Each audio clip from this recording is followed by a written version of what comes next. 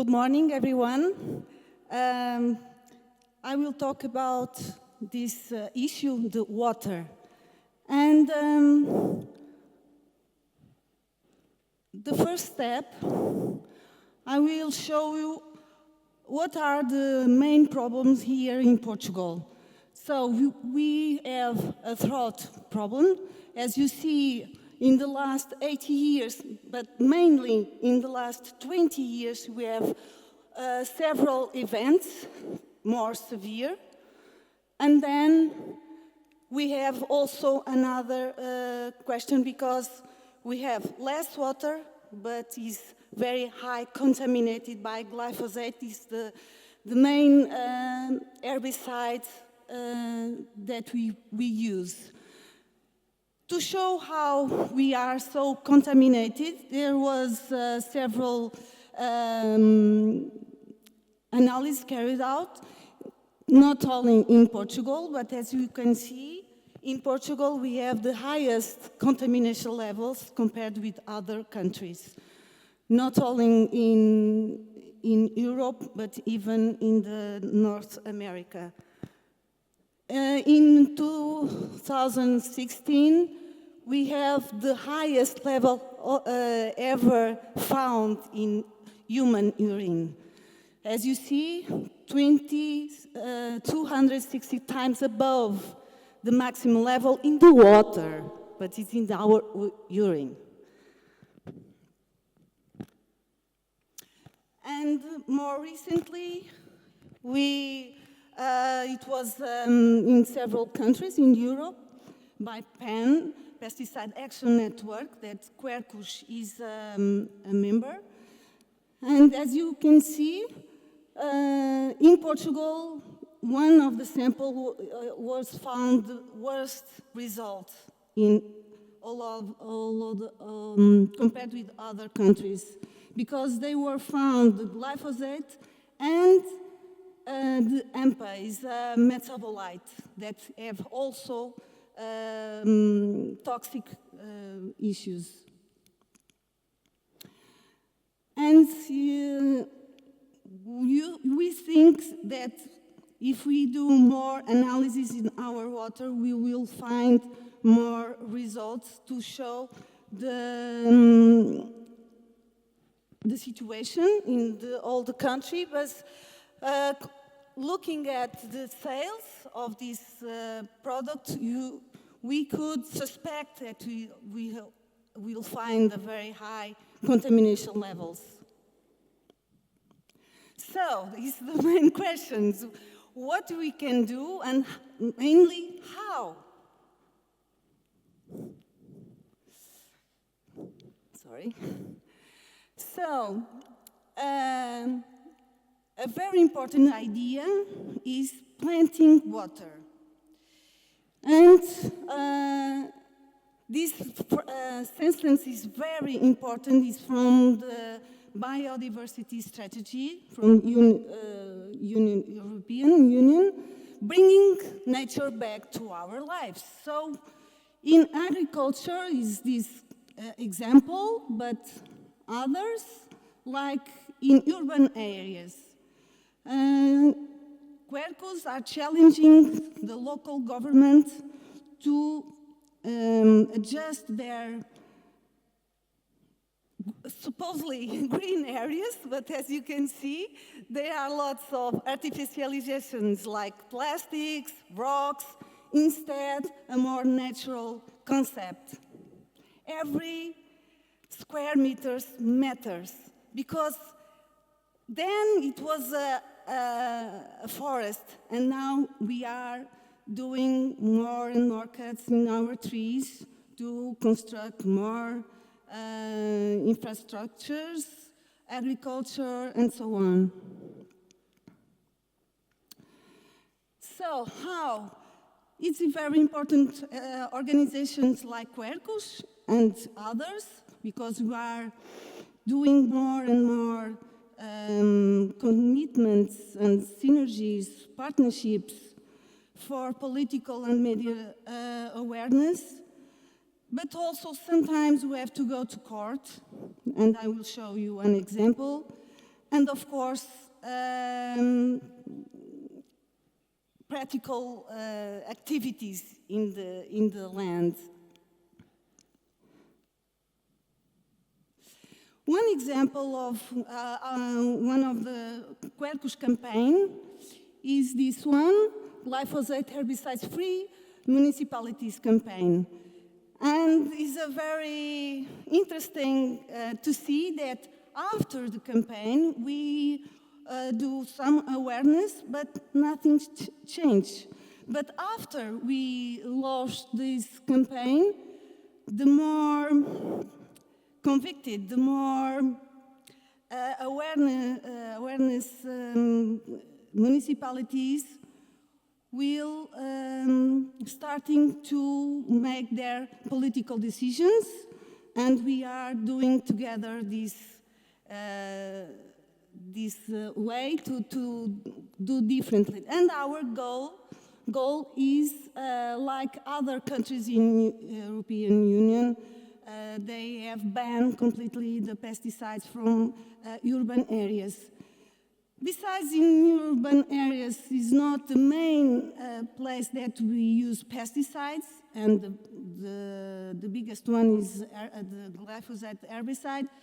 But it's very important that our institutions, political institutions, do their example and could stimulate other local politics to go in this way for free territories, free pesticides territories. So, one of example of a court action that we have at the moment is for this new dam they are intended to construct in Pisão. Pisão is a village in the North Alentejo. And by the leadership of Giota, is a Portuguese NGO, with the participation of Quercus also, we are challenging this in court. One of the main issues is that with dams, we are contributing, or big dams, we are contributing to the problem because we are still cut our trees. And in this case, and the other example that was constructed some years ago, some decades ago, the Alqueva Dam is the biggest artificial lake in Europe. They were killed 500,000 of oaks, elm oaks, and the paradox is one of the species that have a legal status of protection in Portuguese law. And in this dam, 58,000 of the same trees are at risk. It's not only these that are with the legal status, but also many, many others, because we are destroying our water lines and with all their biodiversity. So, planting and nature caring. Nature caring is even more important because planting is not maybe the easier part, but we have to care for mainly in the first years. And when we have problems with drought and so on, we have to care about the soil, prepare very good the soil, planting, and then care to have the success.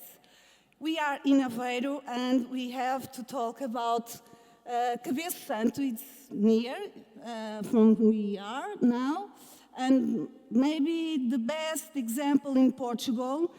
And who wants to help? Every 50 days on Saturday, they group volunteers to continuing do the job because they are buying more and more fields and terrains, and so the work is never ending, and so his help will be very important, and he's the best team, because now we have a very sedentary lives, and so the nature is the best way to practice our body, our muscles.